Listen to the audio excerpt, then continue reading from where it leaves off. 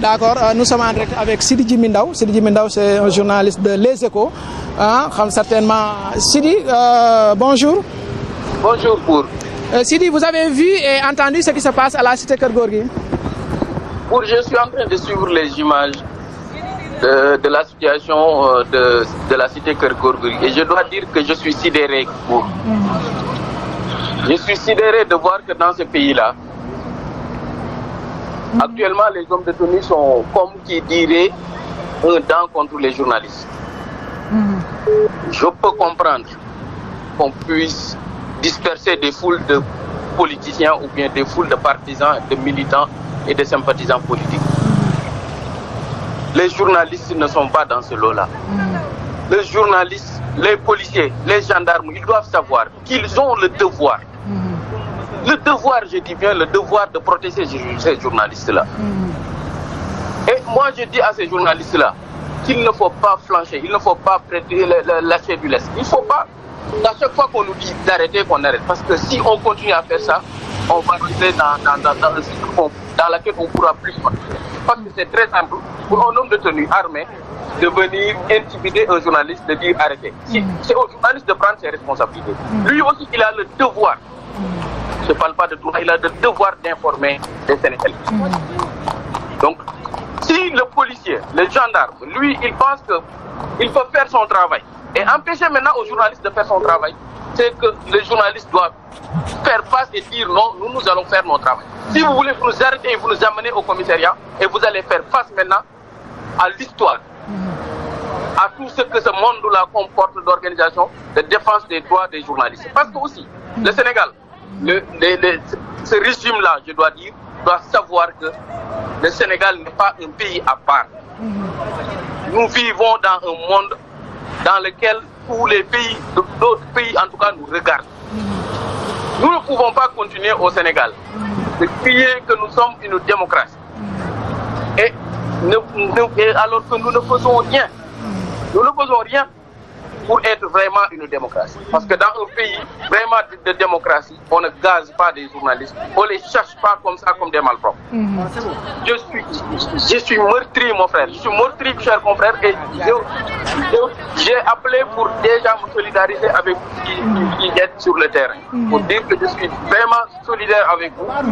Et le secrétaire général du SYNPICS que vous venez d'annoncer qui doit être sur place, vous dites, moi je pense qu'il ne doit pas vous dire d'arrêter le travail. Ce travail-là, c'est un sacerdoce. Ce travail-là, c'est votre mission. C'est le devoir. Vous avez, même si vous n'avez pas prêté serment, vous avez prêté serment moralement d'informer les Sénégalais là. Donc vous devez faire ce travail-là. Il ne s'agit pas de venir vous dire arrêtez et vous pliez vos bagages, vous vous dégagez. C'est très facile. Les gens sont en train de faire le travail. De la même manière que le policier, le gendarme est sorti de chez lui, du caserne, pour venir intervenir à la cité Keur Gorgui de la même manière. Toi de Bour News, l'autre de Sunugal qu'on vient de blesser et je me solidarise avec lui. L'autre de Dakar Actu vient de quelconque journaliste qu'il soit est sorti de chez lui, de sa rédaction pour aller faire son travail. C'est de ça qu'il s'agit. Il faut que les policiers, les hommes de tenue sachent que les journalistes sont là pour faire le travail. Et on n'empêche pas à quelqu'un de faire son travail. On ne peut pas, c'est pas possible d'empêcher à quelqu'un de faire son travail. De la même manière qu'ils font le travail, ils doivent laisser les journalistes faire leur travail. C'est de ça qu'il s'agit. Si nous sommes en démocratie, il faut que aussi les autorités, que le président Macky Sall, que le ministre de l'Intérieur, que le ministre des Forces armées, que le ministre de la Communication, il faut qu'ils soient interpellés par rapport à ce qui se passe. Parce que ce n'est pas la première fois qu'on gaze des journalistes. Ce n'est pas la première fois qu'on traite des journalistes comme ça. Il faut que ça cesse. Il faut que ça s'arrête. Il faut que les journalistes aussi apprennent commencent à faire face à ce qui se passe là. Soit vous continuez à faire votre travail, soit ils vous embarquent, ils vous arrêtent et après ils vont répondre devant l'histoire. Vraiment pour je ne vais pas monopoliser la parole. D'accord, kontaan nañ ci xanaa di la wax nga tënk ko ci wolof rek parce que am na ñi ñuy seetaan dégguñ wolof di la wax Sidi Djimi Ndao yaa ngi nekk journal Les Échos naka gisee li fi xew tey loola naka nga ko seetaanee. Buur man dama am lu ma naqari dama am xol bu jeex ba ma nekk di seetaan nii image yi sama kër. ma am xol bu jeex trop di gis li xew Sénégal actuellement. parce que pour dafa am loo xamante ne ñiy sol tenue dañ ko war a xam. souvent su ma demande man ci terrain. ñu aaye ma yenn yi dama koy wax gendarme yi dama koy wax policier bi dama naan ko yow da nga jógee sa kër pour liggéey. man dama jógee sama kër pour liggéey ñëwuma pour politique ñëw il faut que ngeen xam loolu une bonne fois. journaliste bi nekkul kuy def politique nekkul ku far nekkul ku bañ. journaliste dafa jógee këram jógee ci rédaction pour def liggéeyam. devoiru policier bi devoiru gendarme bi mooy protéger ko ba mu def liggéeyam. tey li waroon a am mooy yéen ngeen di def seen liggéey ay militants wu X ou Y rek di leen attaqué gendarme bi taxaw seen kanam di leen protéger. mais c'est le contraire gendarme yi seen bopp policiers yi seen bopp ñoom ñoo leen di gaañ ñoom ñoo tiré suuf. ñu ngi noonu gaañ ab xale ab journaliste ab caméraman bu nekk sunu gaal ñi ngi solidarisé wu ci moom di wax waa sunu gaal nañuy dem porter ci plainte parce que ce pays là mënuñu continuer naan démocratie la te defuñu dara luy wane ne ñun démocratie lañ. presse dafa bokk ci jën yi nga xamante ne ñoo téye démocratie réew. démocratie bi nag ci Sénégal mi ngi bëgg a naxsaay gis nga suñu fexee ba presse bi naxsaay ba presse bi daanu mooy dara dootu ci des.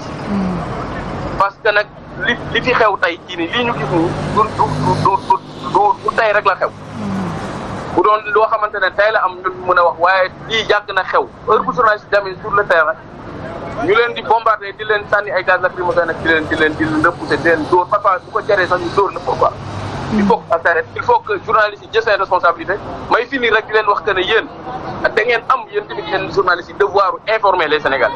il ne doit pas s'agir waruñu leen wax jugee leen fere ngeen jugee da ngeen war a dem ngeen def seen liggéey ñoom policiers yi bu fekkee ne loolu doy bu fekkee ne mënuñ leen bàyyi seen liggéey lenn lañ am comme alternative nañ leen arrêté te bu ñu leen arrêté nañ leen wax lu tax ñu arrêté leen parce que pays aussi loi ak charte moo koy doxal na ku nekk respecté lii wàllam ci réew mi su bëggee réew mi dem kanam.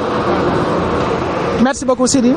merci beaucoup. di la jaajëfal ci woote bi di la rafetlu aussi sa taxawaay gis ngeen ko moom Les Échos la ne mi ngi këram mais li nga xam ne moo dal naataangoo mi fii si terrain bi moom lay taxaw di méttitlu ndax bu leen fàtte ñi fi nekk am na ñoo xam ne ñu ngi toog seen kër parce que ku mel ni nga yore sa journal wala sa rajo man nga toog sa kër yàlla dogal na technologie bi avancé jàpp sa Bour News mu lay jox xibaar yi wër te wóor